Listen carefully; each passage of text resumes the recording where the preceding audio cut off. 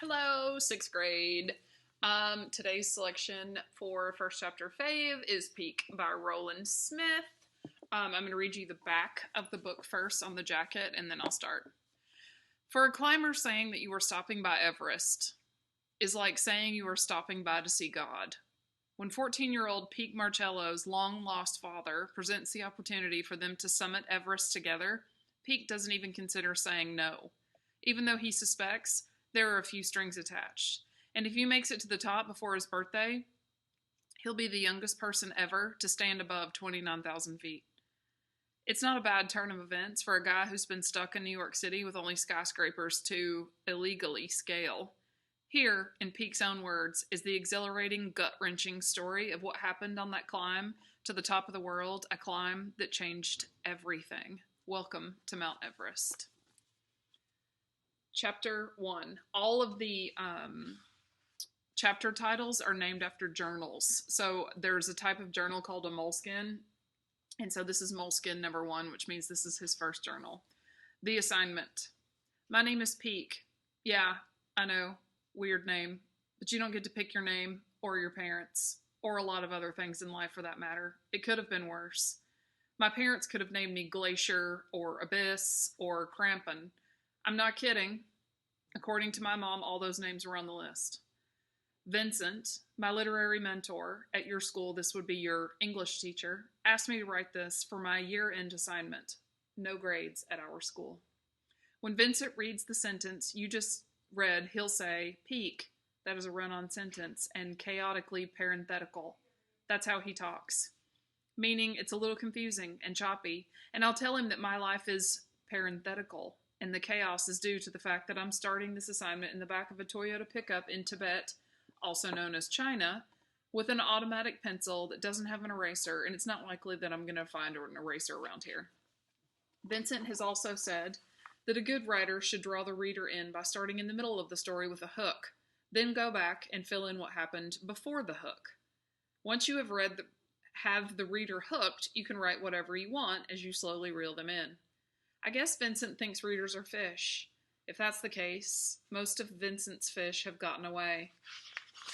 He's written something like 20 literary novels, all of which are out of print. If he knew what he was talking about, why do I have to search the dark, moldering aisles of used bookstores to find his books? Now I've done it, but remember this, Vincent. Writers should tell the brutal truth in their own voice and not let individuals, society, or consequences dictate their words. And you thought no one was listening to you in class. You also know that I really like your books, or I wouldn't waste my time trying to find them, nor would I be trying to get this story down in the back of a truck in Tibet. Speaking of which, this morning, we slowed down to get around a boulder the size of a school bus that had fallen in the middle of the road. In the USA, we would use dynamite or heavy equipment to move it. In Tibet, they use picks, sledgehammers, and prisoners in tattered quilted coats to chip the boulder down to nothing. The prisoners smiled at us as we tried not to run over their shackled feet on the narrow road. Their cheerful faces were covered in nicks and cuts from rock shrapnel. Those not chipping used crude wooden wheelbarrows to move the man-made gravel over to potholes, where very old Tibetan prisoners used battered shovels and rakes to fill in the holes. Chinese soldiers in green uniforms and with rifles slung over their shoulders stood around 50-gallon burn barrels smoking cigarettes. The prisoners looked happier than the soldiers did. I wondered if the boulder would be gone by the time I came back through. I wondered if I'd ever come back through. The hook. I was only 2/3 up the wall when the sleet started to freeze on the black terracotta. My fingers were numb, my nose was running. I didn't have a free hand to wipe my nose, or enough rope to rappel about 500 feet to the ground. I had planned everything out so carefully, except for the weather, and now it was uh-oh time. A gust of wind tried to peel me off the wall. I dug my fingers into the seam and hugged the terracotta until it passed. I should have waited until June to make the ascent, but no, moron has to go up in March. Why? Because everything was ready and I have a problem with waiting. I had studied the wall, built all my custom protection, and picked the date. I was ready, and if the date passed, I might not try it at all. It doesn't take much to talk yourself out of a stunt like this. That's why there are over 6 billion people sitting safely inside homes and won. Moron, I shouted. Option number 1, finish the climb.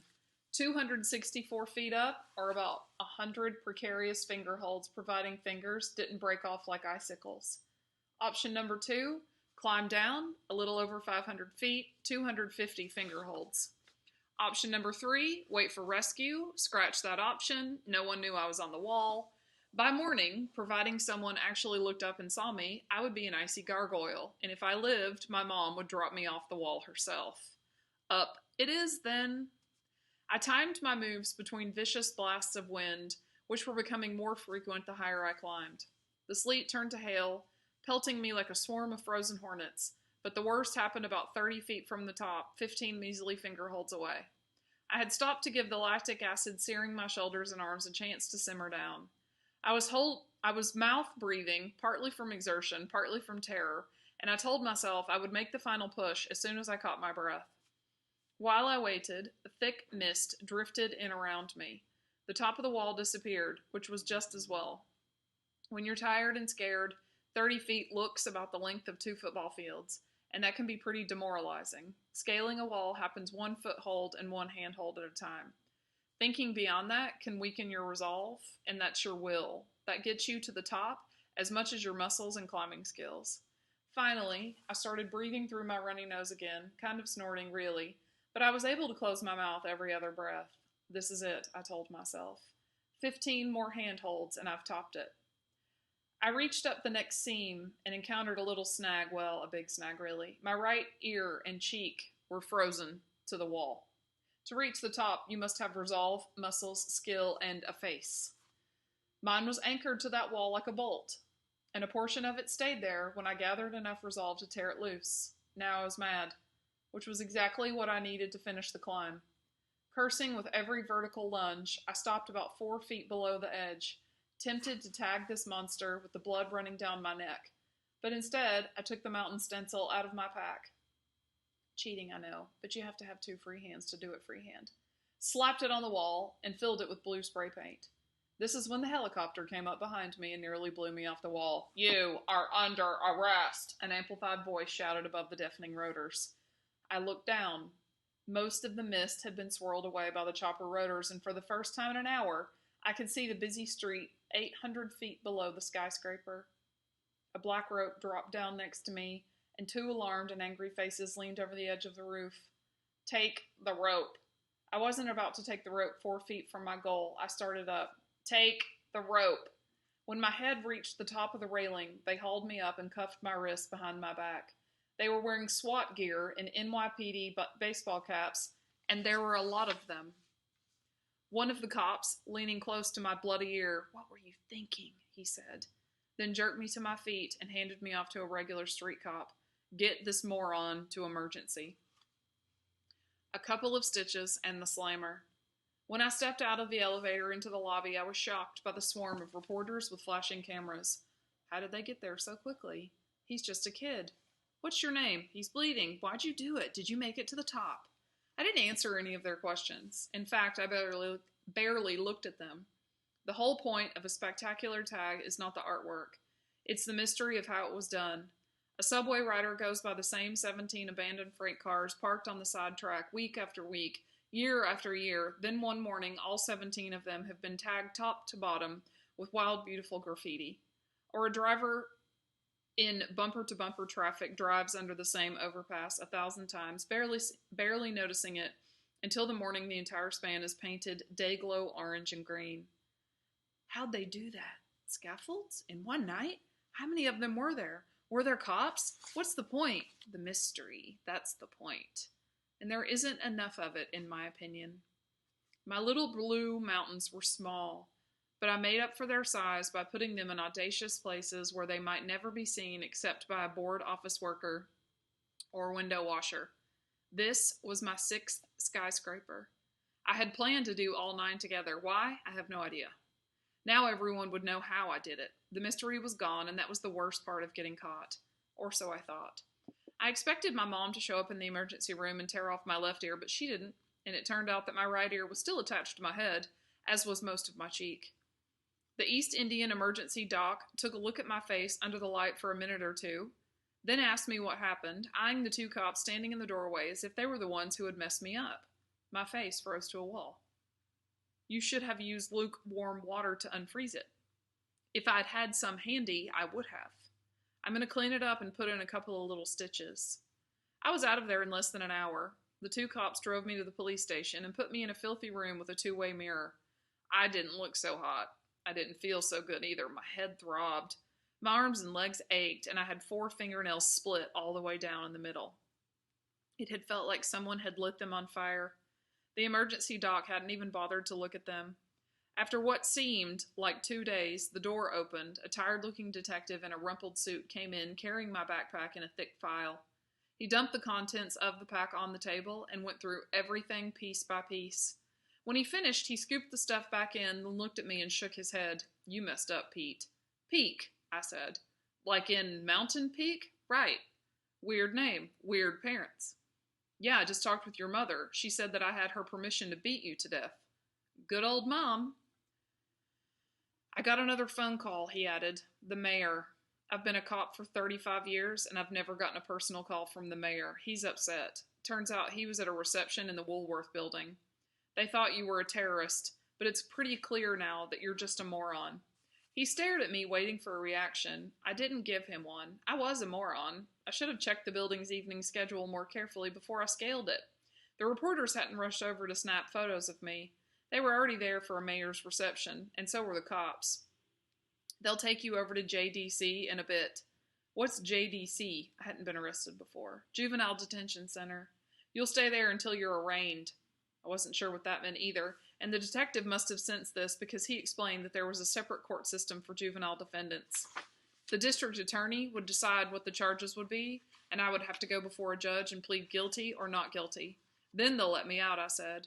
Maybe, maybe not. Depends on how much the bail is and whether your parents can cough up the dough. Or they might deny bail altogether, which means you'll be in JDC until your trial or sentencing date. That could be months. The courts are backed up. My mouth went dry. I haven't been in trouble before, I said. You mean you haven't been caught before? The detective opened the file folder and spread out 3 photographs on the table. We've been tracking these tags for a while now. Looks like we caught the tagger red-handed. The photos were grainy, obviously taken with a long telephoto lens, but the blue stenciled mountains were clear enough. 2 uniformed cops were waiting for me outside the interrogation room along with my mom, who was so mad she could barely speak. She looked at the bandages on my face and managed to ask if I was okay. Yeah, I'm fine. We've got to take him to JDC, ma'am, one of the cops said. Mom nodded, then looked at me. We'll see what we can do, Peek, but you've really done it this time. The cops led me away. By the 3rd day, at JDC, I was climbing the wall, literally, until my counselor, that's what they call the guards here, told me to stop. Spider Boy, Fly Boy, the Gecko Kid was front page news every morning. Each article dug deeper and deeper into my family's past. My mom, dad, stepfather, even my twin sisters were targets.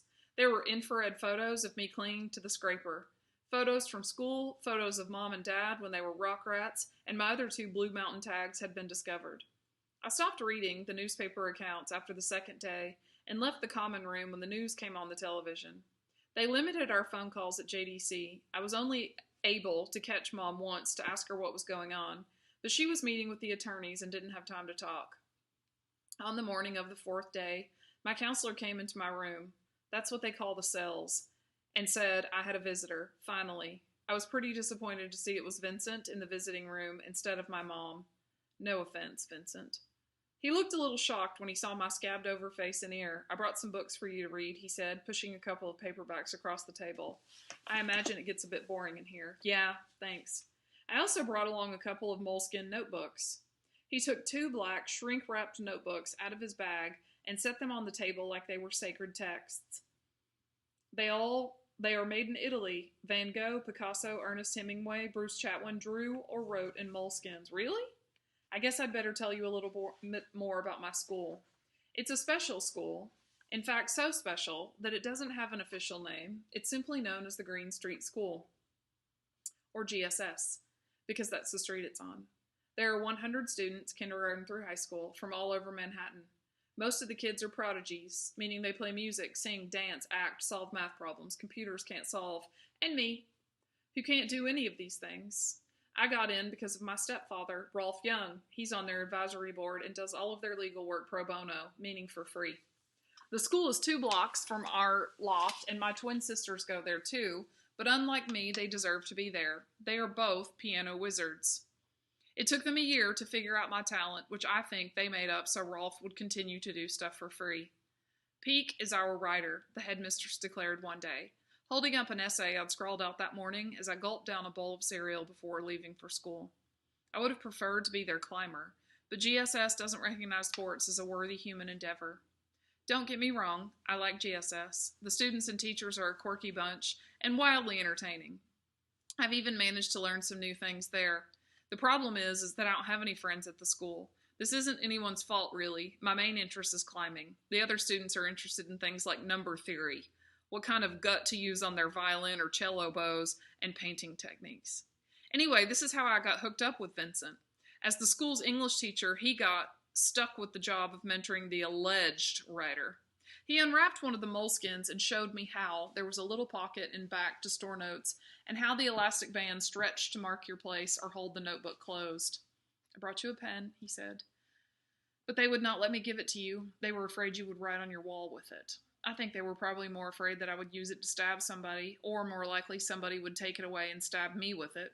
I will see what I can do about getting you something to write with, Vincent said. He always spoke so slowly, enunciating each word precisely, and I had never heard him use a contraction. Some of the best literature ever written was composed inside prison cells. I didn't plan on being at JDC long enough to compose anything. Whether you come back to school or not, you can still complete this year. I have talked to the headmistress, 4 other authors, and I will evaluate you by the words you put in the notebook. Evaluate meant graduate at GSS. I brought you 2 moleskins in case you write a longer piece. It must be a story, not a diary or a journal, with a beginning, middle, and denouement at the end to tie the story together. The story can be based on your life, someone else's life, or events completely from your imagination. You only have to complete 1 of the moleskins to fulfill your requirement using some of the writing techniques I have taught you during the past year. I'm coming back to school, I said.